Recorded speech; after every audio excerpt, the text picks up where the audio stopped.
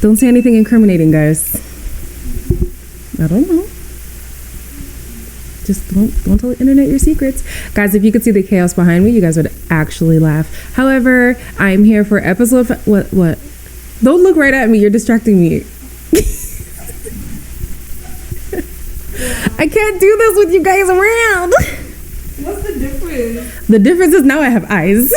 You always got eyes. No, but it's just me and my camera before. Now there's eyes. Focus on that eye.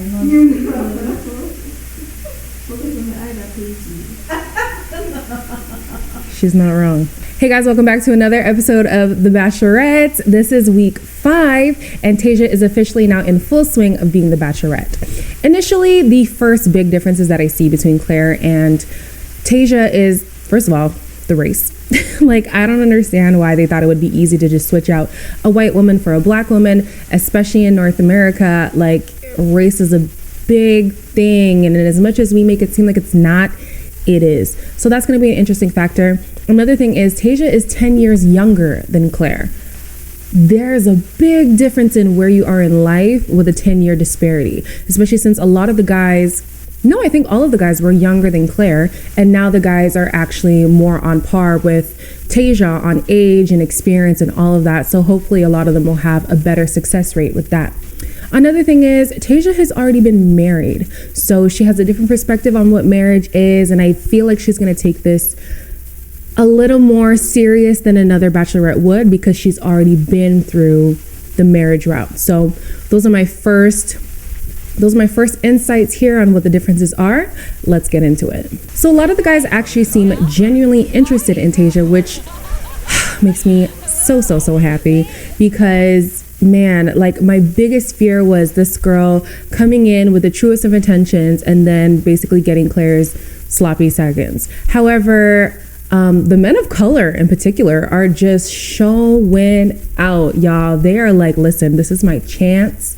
It looked kind of bleak there with Claire, not because they're people of color, but just because there just wasn't a chance with her. So now that they've got a second lease on life in this house, hopefully they'll have better success. So all the men seem to be ecstatic about Claire's replacement, with the exception of Jason. Jason does admit that he has residual feelings for Claire and that he found himself falling really hard. I have feelings for Claire still. And I feel awful because you know why? I'm hanging on by a piece of floss. The problem with that is, one, she's gone. And I'm not saying just shut off your feelings because it's very hard to do. However, you're going to have to find a way to move on, even if you choose to go home. Like, you can't be hung up on a woman who has deliberately chosen not to pursue you. You know what I mean? So now that Tasia's here, he's really having the recollection like, dang, maybe I was actually in love with her. And how could you not be with the kind of date that they had? He was out here basically bearing his soul, which is something that he never does, and got vulnerable to a level that was, in my opinion, premature. However, it does accelerate those feelings. So I don't blame him for having the feelings that he has, but for his own like personal benefit, he's got to get those in check. So thankfully, Chris announces that there are 4 new guys. Well, he doesn't announce it, but there are 4 new guys who come and who are actually here for Tasia herself. So they knew it was going to be Tasia. They came prepared to pursue Tasia, and I couldn't be more happy. Now, in terms of the selection, however, just giving her a fair shot, you know, she's now starting with 20 guys rather than 16 of Claire's guys. I can't be mad at that. So history is repeating itself again, y'all. Spencer seems to be the front runner on night 1, which was the same thing that happened with Dale. The second I saw him, I think he's the first person that I kind of was like, oh my gosh. Yeah, I want to get to know him. Tasia gives Spencer the first impression rose, same thing that happened to Dale. Looks good. And the house is very irritated with Spencer. If I had a first impression, I'd give all to Spencer. The same thing that happened with Dale. I tell you, if Spencer is like the rerun of everything that just happened, I'm going to lose it. I am going to lose it. Another thing that really made me upset was the fact that they interrupted the episode to bring back Dale and Claire. Like, I understand, like, it's the big thing, like, what happened, blah, blah, blah, blah, blah. I'm done, though. Like, I didn't need to see them again. The only thing that I appreciated in their little, whatever, tell-all interview was that Claire talks about why finding Dale was important to the relationship she had with her father. Without a shadow of a doubt, this is everything that my dad has ever wanted for me. Another thing that I really appreciated was the fact that she's saying, listen, we know that this is a whirlwind experience. We know that this is out of the ordinary. However, we genuinely believe in what it is that we have. And honestly, that's all you can ask for from this experience. The point of the show is to find love. She fulfilled that. You can't be mad at somebody for fulfilling the purpose of the show. So the first group date is another competition setup date. We all know competitions never go well. In this one, Riley actually socks Spencer in the face. Can't say completely if it was an accident, because if it were me, that would have been on purpose. However, you know, whenever somebody gets an injury, they play it up, you know, they milk it a bit so that they can get that extra attention from the Bachelorette. That's exactly what Spencer did. I don't think it was his team who won anyways. The other team won, but the guys all came back after they had their barbecue lunch. And the front runners at this group date seemed to be Easy, Zach, and Spencer. You really opened up to me, and you were honest and vulnerable, and that's all I've been asking for. Zach, you really surprised me today. Spencer, you fought for me literally today. I was shocked that Easy got the rose over Zach, because Zach is a dark horse here. Like, I think it's gonna go far with them. I don't know. Y'all let me know. As much as I want to grow with someone, I don't want to like teach him how to be a man, you know? Well, the good news is I think that, like, I know what I have to offer. It's gonna be a good journey. I'm pumped. I think so. I think you're just getting started, to be honest. It's one of those connections where it doesn't feel forced. It doesn't feel like, let me you know, try to persuade her into me. He's just talking like he knows this girl.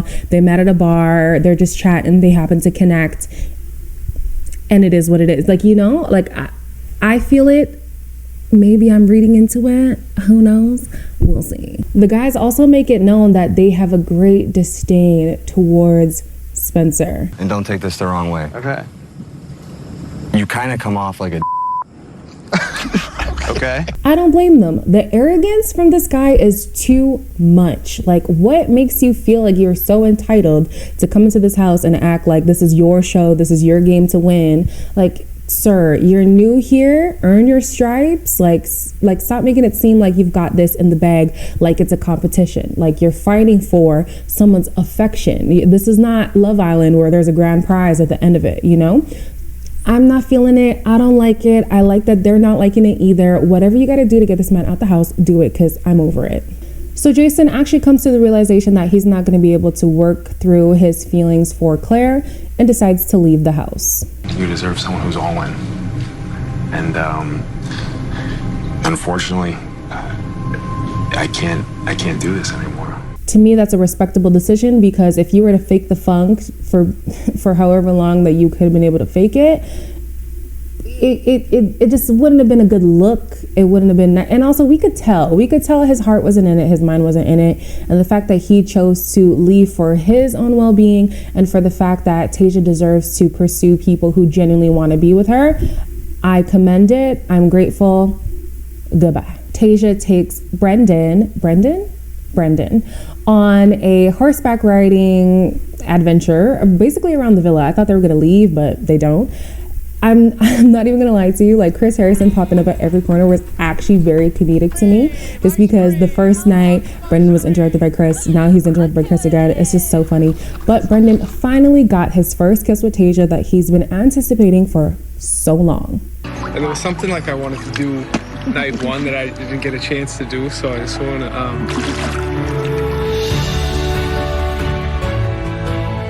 Later on in the day, they talk about their history and how they've both been married and divorced. They were married young with relationships that they had back in school, and how that has played a part in who they are now and what they see in dating now. It's not just the whole, rose-colored glasses. They're actually more critical when it comes to dating. I think it's nice that she has somebody in there who understands what it is to be married and has been through a divorce, and who she doesn't have to explain certain things because he's gone through it firsthand.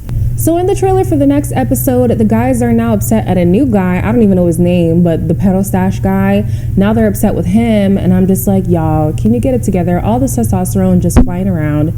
It's too much for me. It's just too much. However, I feel like they're just so jaded from the first couple weeks that we've all been experiencing here. So I get it. I get the animosity towards people who might not be taking the experiment as serious as everyone else. However, like, this macho, vibrato, cojones is it's too much. But that is the end of episode 5. Y'all let me know in the comments how you felt about this episode. I still feel like they're writing on the Claire Dale thing, and it's like, this is the last time I want to see these two. I'm happy for them. It's great that you're engaged. I see you guys on social media. You look cute, blah, blah, blah. But like, done. Over it, done. All the best to Tasia. I'm excited to see where this season goes, and I'll catch you guys next week for another video.